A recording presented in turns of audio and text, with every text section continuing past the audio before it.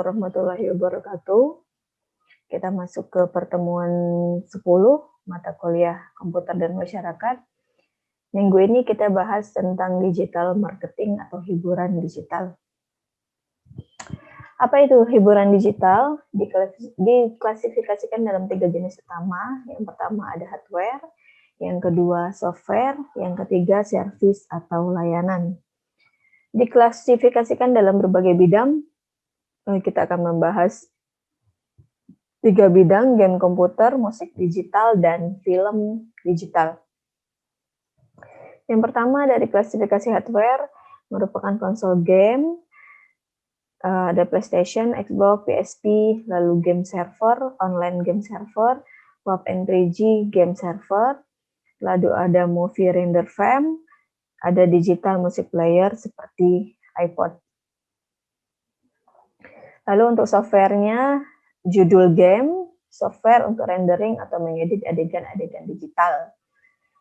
Dari sisi layanan game online, pusat download untuk spesifikasi peralatan genggam tertentu, toko musik online seperti iTunes. Nah, ini contoh gambar dari game online ya.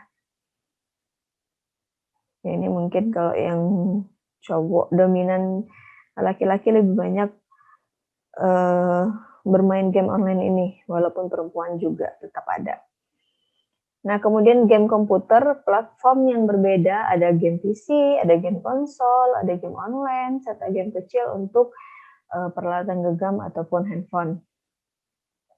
Targetnya pun berbeda, game sport, game action, game kartu, game simulasi, serta terhubung dengan acara TV, kartun, dan komik. Game, walaupun tadi ya, game tidak hanya untuk anak laki-laki, tapi biasanya memang dominan game ini dimainkan oleh anak laki-laki.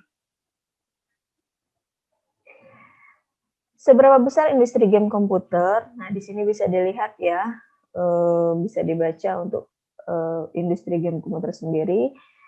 Lalu game itu menekankan pertumbuhan pada hardware, sehingga membutuhkan komputer yang lebih cepat dan hardware yang lebih tinggi kelasnya. Semakin biasanya game itu semakin tinggi, juga penggunaan hardware-nya juga akan semakin tinggi. Game online, 2 pertama adalah raksasa dan penantangnya, yaitu EverQuest dan Unreal. Kemudian ada Ascent Challengers, ada Gundam.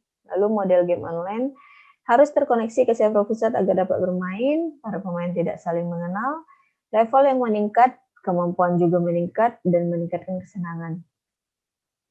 Ini apa masa depan dari game ini? Biasanya akan lebih banyak warnet, lalu banyak pemain juga yang tidak saling mengenal menjadi mengenal. Dampak dari game, pecandu game atau mereka wajib bermain game.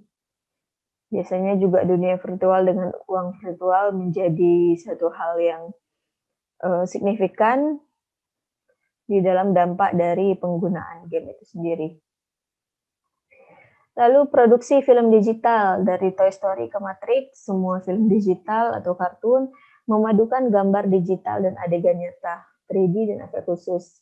Seperti Pixar versus Disney di tahun 2003, ada Finding Nemo, itu masuk world box office 844 US dollar million. Lalu ada banyak lagi film-film digital dan kartun lainnya yang sempat mendunia ya.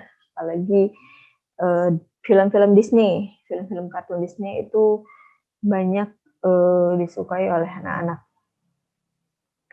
Manfaat dari film digital, yang pertama membuat ketidaknyataan menjadi nyata, seperti Forrest Gump memainkan pingpong, Agent Smith terbang 360 derajat, itu contoh dari film digital yang membuat ketidaknyataan menjadi nyata.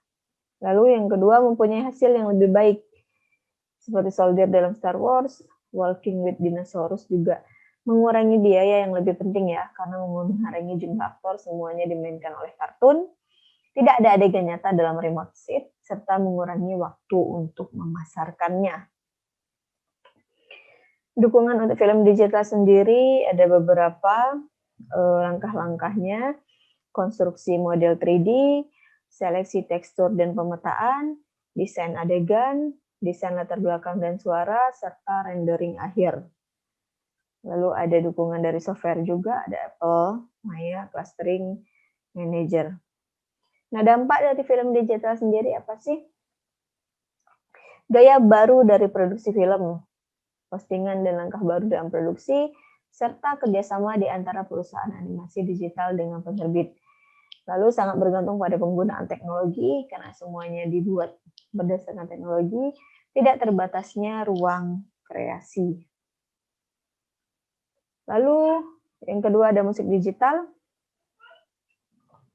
Kita bisa melakukan download dari web, memainkan hanya dari peralatan khusus yang diizinkan, dapat mempunyai batas waktu. Lalu proteksi hak ciptanya dari mana? Kita membeli layanan tapi bukan membeli musiknya, lalu kita memiliki izin untuk mendengarkan, dan kita tidak memiliki hak untuk membackup musik digital tersebut.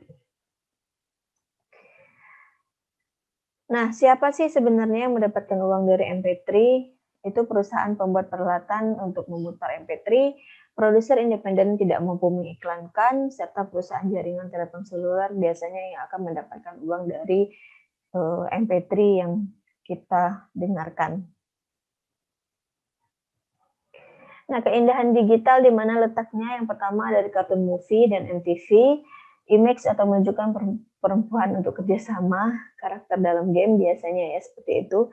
Terus biayanya rendah karena tadi tidak membutuhkan artis dan hal lainnya, lebih terkendali, interaksi antara pengguna dengan model.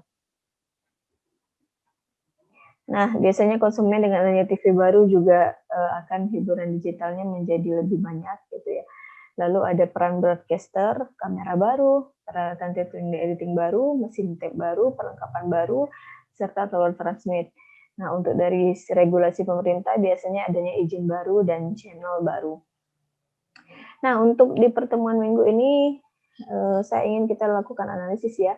Kira-kira di masa pandemi seperti ini, apakah hiburan digital akan berkembang dengan pesat, dan apakah peran dari hiburan digital ini akan membantu atau bermanfaat untuk memberikan hiburan di masa pandemi seperti ini. Nah, silakan teman-teman lakukan analisis. Yang pertama dari sisi pembuatan hiburan digitalnya sendiri, apakah akan berkembang atau berkembang secara pesat, dan dari sisi manfaatnya apakah sangat bermanfaat atau tidak untuk masyarakat di tengah-tengah masa pandemi saat ini. Silakan nanti dilakukan analisis sesuai dengan ide dan pemahaman teman-teman semuanya. Nanti silakan dikumpulkan di Google Classroom. Pertemuan ini kita selesaikan. Jika ada yang mau bertanya atau sharing, silakan kita sharing session di grup WA atau di Classroom. Kita lanjutkan minggu depan. Semoga kita selalu diberikan kesehatan dan tidak henti-hentinya kita berdoa semoga pandemi ini cepat berakhir agar kita bisa melakukan tatap muka secara offline. Saya Heri, wassalamualaikum warahmatullahi wabarakatuh.